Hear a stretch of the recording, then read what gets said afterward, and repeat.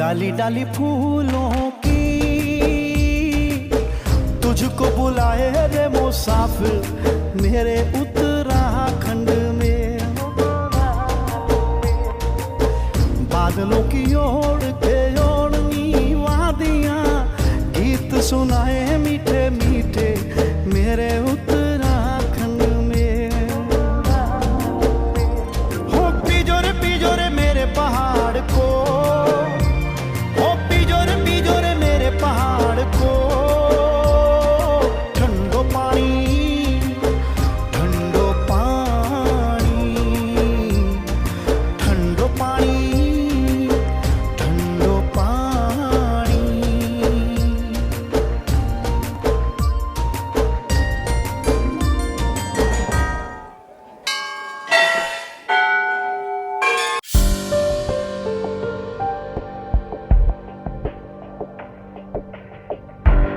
ലോകത്തെമ്പാടുമുള്ള വിനോദയാത്രികർക്കും തീർത്ഥാടകർക്കും ഒരുപോലെ പ്രിയപ്പെട്ട സ്ഥലമാണ് ഉത്തരാഖണ്ഡ്.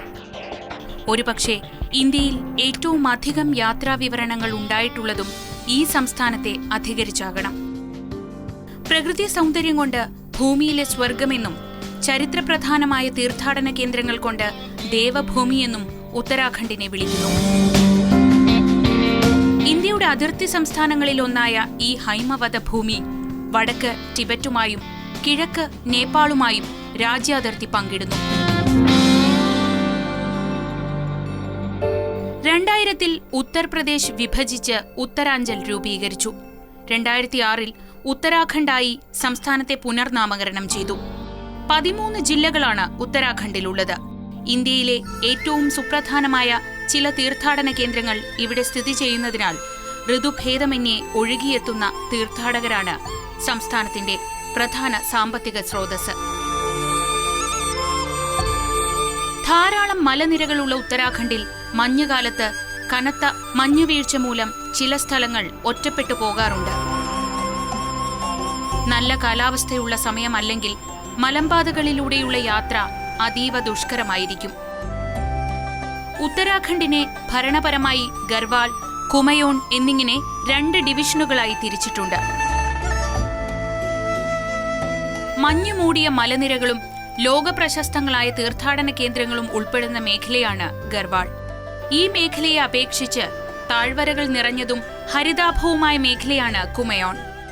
ഗർവാൾ മേഖലയിൽ ഉൾപ്പെട്ട ചാർധാം യാത്രയാണ് ദേവഭൂമിയായ ഉത്തരാഖണ്ഡിലെ ഏറ്റവും വലിയ ആകർഷണം. ഹിമാലയ സാനുക്കളുടെ ഭാഗമായ 4 ക്ഷേത്രങ്ങളെ ബന്ധിച്ചുള്ള സാഹസികമായ തീർത്ഥാടനമാണ് ചാർധാം യാത്ര. യമുനോത്രി, ഗംഗോത്രി, കേദാർനാഥ്, ബദരീനാഥ് എന്നിവയാണ് ചതുർധാമങ്ങളെന്ന് അറിയപ്പെടുന്നത്.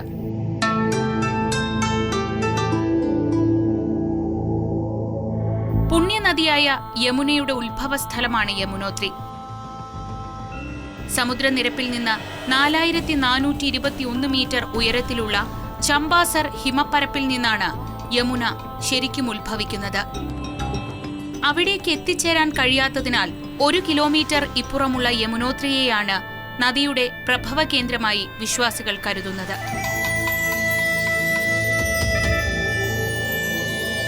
സമുദ്രനിരപ്പിൽ നിന്ന് 3923 മീറ്റർ ഉയരത്തിൽ ബന്ദർ പൂഞ്ച് പർവ്വതത്തിലാണ് യമുനോത്രിയുടെ സ്ഥാനം. നദീദേവതയായ യമുനോത്രിയുടെ അമ്പലമാണ് ഇവിടത്തെ ഏറ്റവും വലിയ സവിശേഷത.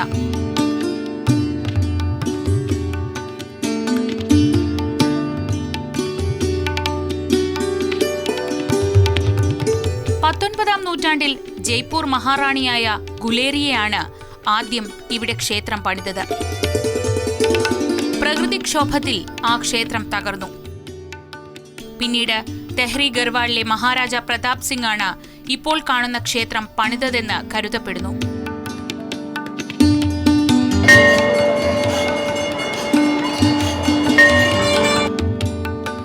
യമുനോത്രിയിൽ നിന്ന് കാണുന്ന മഞ്ഞിൽ പൊതിഞ്ഞ ഹിമാലയ സാനുക്കളുടെ ദൃശ്യത്തിന് വേറിട്ടൊരു ഭംഗിയുണ്ട്. പച്ചപ്പു നിറഞ്ഞ വനത്തിനിടയിലൂടെ മഞ്ഞുപാളികൾ താഴോട്ട് ഒഴുകിയിറങ്ങുന്നു.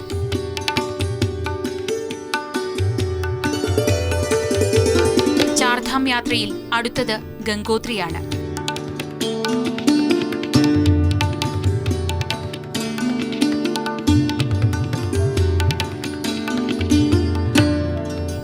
ക്ഷേത്രത്തിന്റെ കാലപ്പഴക്കം ഇന്നും നിഗൂഢമാണ്. പുരാതന കാലത്ത് മരം കൊണ്ടുണ്ടാക്കിയ ക്ഷേത്രം മഞ്ഞിടിച്ചിലിൽ തകർന്നുപോയത്രേ. പിന്നീട് 18-ാം നൂറ്റാണ്ടിൽ ഗൂർഖ രാജാവായിരുന്ന അമർനാഥ് ഥാപ്പ ക്ഷേത്രം പുതുക്കി പണിതു. അതിനും നാശനഷ്ടം സംഭവിച്ചപ്പോൾ ജയ്പൂരിലെ ഒരു രാജാവ് കേടുപാടുകൾ തീർത്തു നൽകി. ശിവനും ഗംഗയുമായി ബന്ധപ്പെട്ടതാണ് ഗംഗോത്രിയുടെ ഐതിഹ്യം. ഭഗീരഥൻ എന്ന രാജാവിന്റെ തപസ്സിൽ പ്രസാദിച്ച് അദ്ദേഹത്തിന്റെ പൂർവികരായ സാരരാജാക്കന്മാർക്ക് മുക്തി നൽകാനായി ഗംഗാദേവി ഭൂമിയിലേക്ക് പതിച്ചതായി പുരാണങ്ങൾ പറയുന്നു.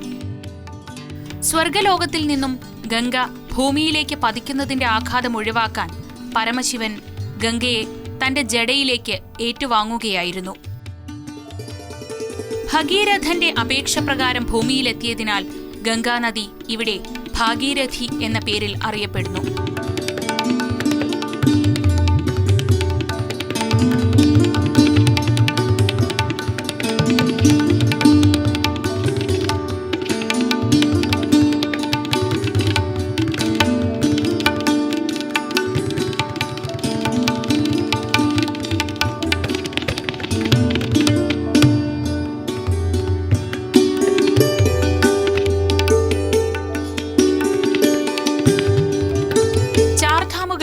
കേദാർനാഥാണ് എത്തിച്ചേരാൻ ഏറ്റവും ദുർഘടമായ സ്ഥലം.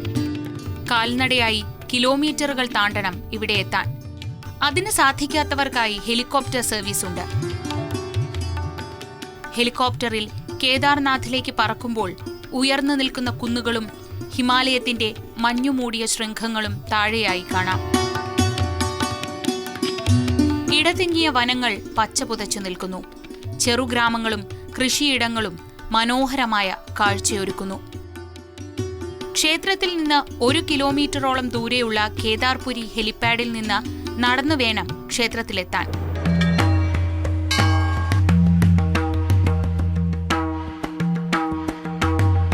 സമുദ്രനിരപ്പിൽ നിന്ന് 3580 മീറ്റർ ഉയരെ ഗർവാൾ മലനിരകളിലാണ് കേദാർനാഥും സ്ഥിതി ചെയ്യുന്നത്.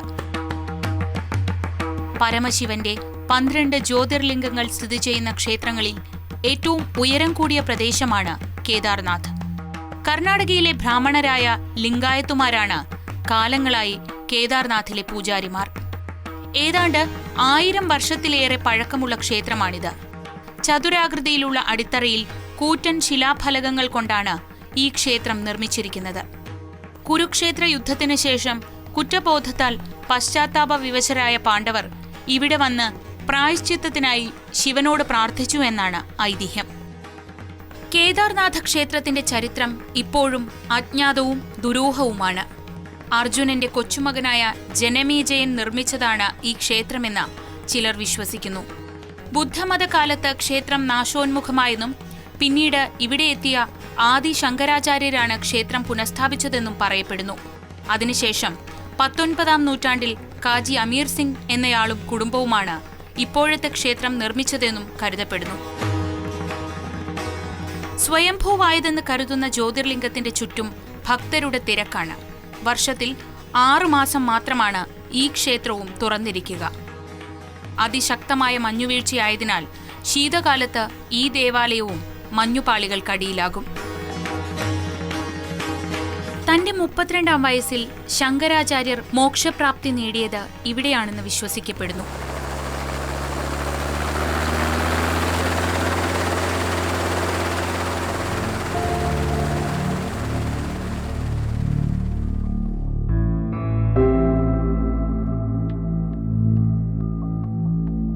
ആരിലും ഭയമുണർത്തുന്നതാണ് ചാർധാമുകളിൽ 4ാമത്തേതായ ബദരിയിലേക്കുള്ള റോഡ് യാത്ര. അത്രയ്ക്ക് അപകടം നിറഞ്ഞതാണിത്. ഒരു വശത്ത് ഇളകി വീഴാൻ പാകത്തിന് കല്ലും മണ്ണും, അവയ്ക്ക് പശിമ തീരെയില്ലെന്നു പറയാം. മറുവശത്ത് അഗാധതയിലൊഴുകുന്ന അളകനന്ദ. ഇതിനിടയിൽ ചരലും മണ്ണും നിറഞ്ഞ് പേരിനൊരു റോഡ്. ഡ്രൈവറുടെ കണ്ണൊന്ന് തെറ്റിയാൽ വാഹനം കൈവിട്ടു പോകും.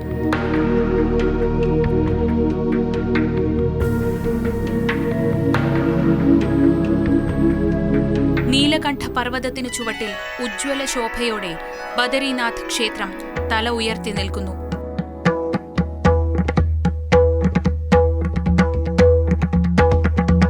സമുദ്രനിരപ്പിൽ നിന്ന് 3133 മീറ്റർ ഉയരത്തിലാണ് ക്ഷേത്രം.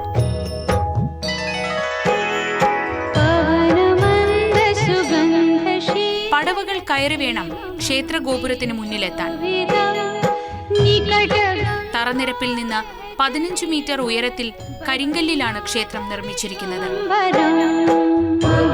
ക്ഷേത്രത്തിന്റെ പ്രവേശന കവാടം ആരെയും ആകർഷിക്കും വിധത്തിൽ നിറങ്ങൾ വാരിപ്പൂശിയതും ചിത്രപ്പണികൾ ഉള്ളതുമാണ്. മയിലുകളുടെയും ആനകളുടെയും എല്ലാം ചെറുപ്രതിമകൾ ക്ഷേത്രഗോപുരത്തിന്റെ മകുടം താങ്ങുന്നു. മറ്റു കെട്ടിടങ്ങൾക്കിടയിൽ നിന്ന് ക്ഷേത്രത്തെ വേർതിരിച്ചറിയാനുള്ള മാർഗവും ഈ കവാടമാണ്.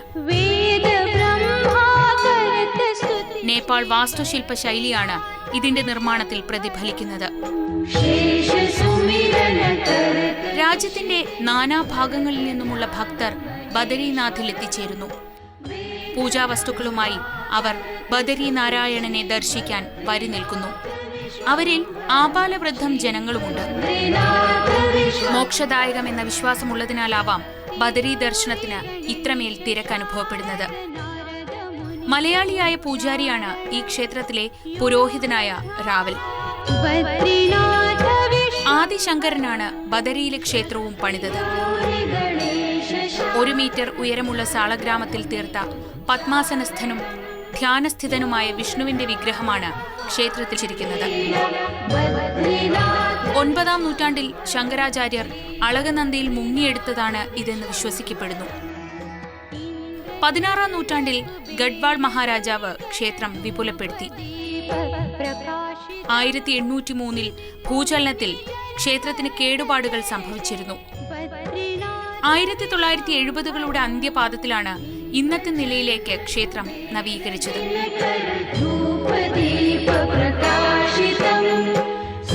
ഗഡ്വാൾ മലനിരകൾക്കിപ്പുറം ഖുമയോൺ താഴ്വരയിൽ കാഴ്ചകൾ യാത്രികരെ കാത്തിരിക്കുന്നു. മഞ്ഞു പെയ്തിറങ്ങുന്ന സുഖശീതളമായ കാലാവസ്ഥയാണ് നൈനിതാളിലേക്ക് ലോകത്തിന്റെ വിവിധ ഭാഗങ്ങളിൽ നിന്നുള്ള സഞ്ചാരികളെ ആകർഷിക്കുന്നത്. ചില സമയത്ത് ആളുകൾക്ക് പരസ്പരം കാണാനാവാത്ത വിധത്തിൽ ഇവിടെ കോടമഞ്ഞിറങ്ങും.